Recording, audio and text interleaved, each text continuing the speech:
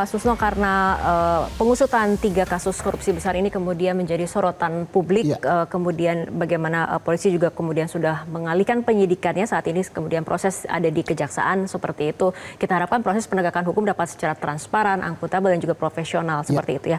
Tapi untuk menjamin bahwa tidak ada intervensi pihak manapun untuk penegakan proses hukum ini, bagaimana Pak Susno? Saya percaya bahwa ke depan sebagaimana statement Kapolri dan Pak Jaksa Agung akan profesional, dan instansi lain atau kekuatan lain atau siapapun baik perorangan ataupun lembaga ataupun kelompok masyarakat jangan coba-coba mengintervensi. Contoh saja, kemarin kan sudah demikian masuk di media sosial karena ada kelompok yang diduga mengintervensi, mau mengambil barang bukti dan mengambil saksi kan.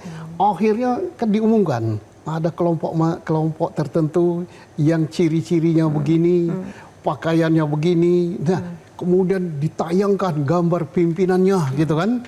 Itu luar biasa itu kalau institusi atau ada kelompok masyarakat yang mau mengintervensi ini, ya coba-coba aja. Pasti masyarakat akan menayangkannya di media sosial, akan tersebar di seluruh dunia maya, mungkin sampai ke bulan ya. Sekarang aja kan luar biasa itu pertanyaan tentang itu.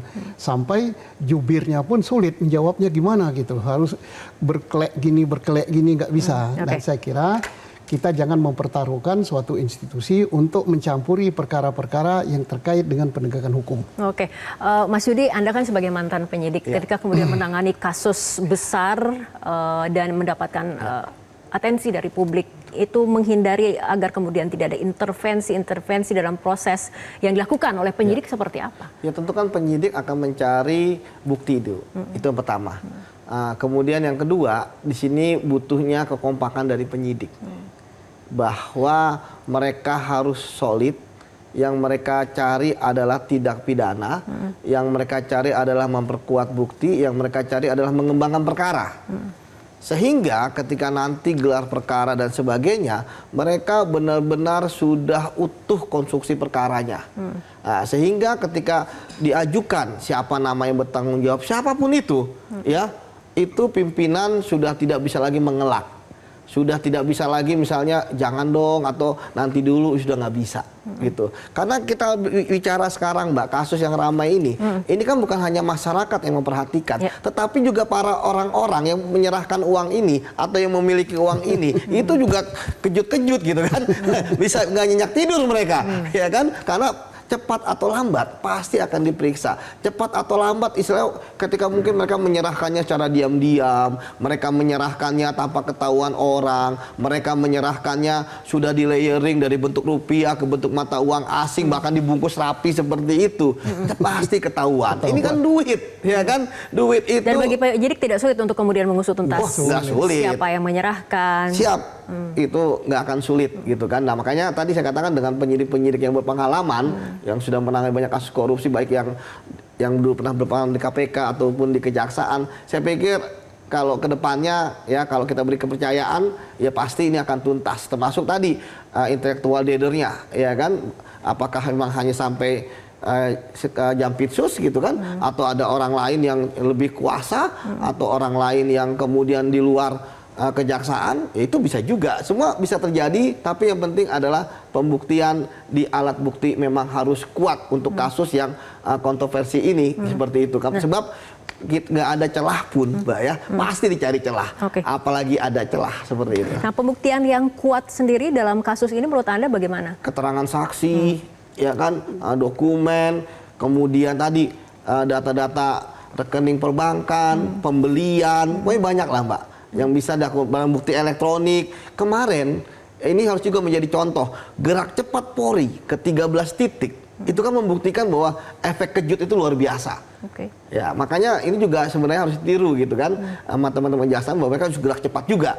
Sehingga ketika ada gerak cepat, ya kan, orang lain di luar sana yang mencoba intervensi atau apapun sebagainya itu akan memutar otaknya 2 kali untuk istilahnya main-main di dalam upaya intervensi kasus ini. Oke, Pak Susno, nah mengenai pembuktian agar kemudian perkara ini bisa kuat nanti dibawa ke persidangan seperti apa? Ya pertama Polri sudah pasti minimal Polri sudah mendapatkan 2 alat bukti. Kita belum diumumkan oleh Polri. Mengapa saya hakul yakin sudah 2 alat bukti? Karena Polri sudah meningkatkan ini menjadi penyidikan.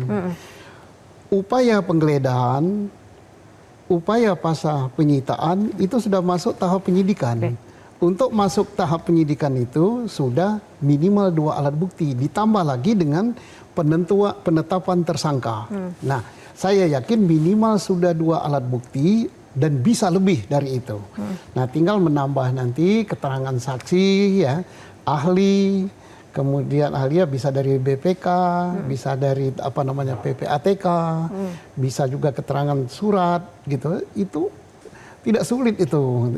Tinggal melengkapi saja. Nah, dan termasuk untuk mengembangkan tersangka, ya. Tersangkanya dari siapa duit ini? Siapa yang punya duit ini? Dan perlu juga dilacak. Ada kata-kata yang terucap oleh Pak FA, ya. Ada pemiliknya. Nah, itu kode itu. Memberikan wangsit bahwa bagi yang mungkin saja ini duit ini sebagian titipan si A si B gitu, ada disimpan di situ.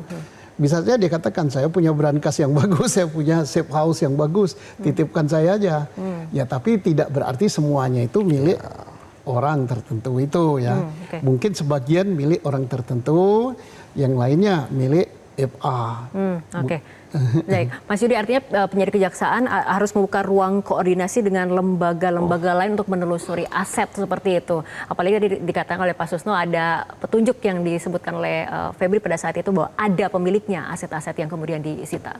Betul, tentu kerjasama pertama dengan penyidik Polri, ya, yang sudah membangun kasus atau case building ini dari awal, ya, sehingga konstruksinya itu akan segera cepat diserap, ya, oleh teman-teman penyidik kejaksaan, karena teman penyidik kejaksaan baru mempelajari ini 1 hari 2 hari ini gitu, ya.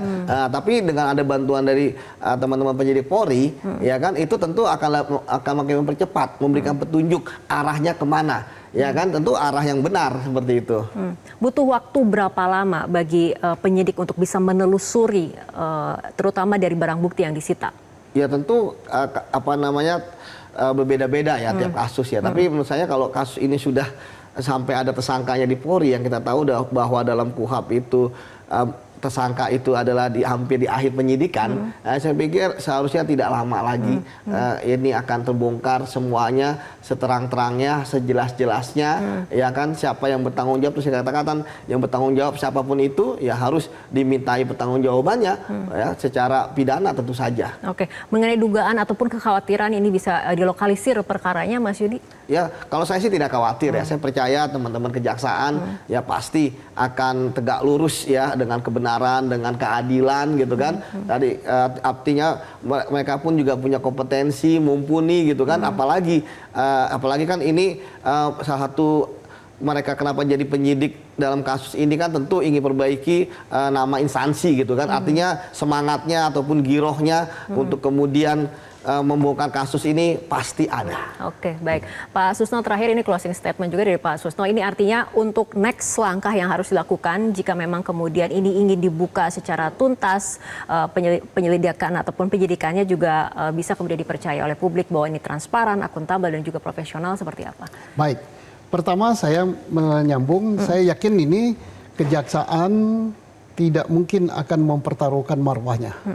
Kedua, kejaksaan akan menggunakan kesempatan ini sebaik-baiknya untuk meningkatkan reputasinya yang sudah baik. Yang ketiga, menyidik kasus ini kejaksaan tidak terlalu sulit, karena saya yakin ini sejak penyidik Polri mengadakan upaya paksa yang terbuka ini, sudah ada koordinasi yang bagus antara penyidik Polri dengan penyidik kejaksaan yang kita tidak tahu. Karena mereka ini sama-sama pernah bekerja sama di KPK.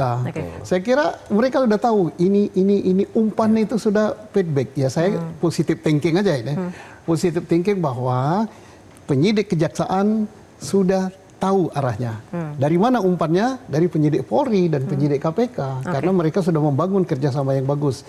Oke, terakhir sebagai closing statement saya sangat percaya dengan kejaksaan setelah statement dari Pak Jaksa Agung dan Pak Kapolri akan menangani perkara ini berakhir secara profesional, artinya tuntas tas-tas. Oke, baik Pak Susno dan juga Mas Yudi, terima kasih telah berbincang Siap, bersama Mbak kami dan Fitri. berdiskusi dalam Top Issue.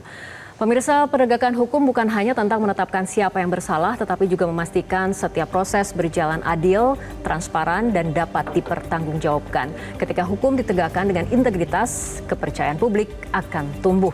Karena pada akhirnya keadilan bukan sekedar tujuan, melainkan jalan untuk menjaga marwah negara. Jelajahi cara baru mendapatkan informasi. Download Metro TV Extend sekarang.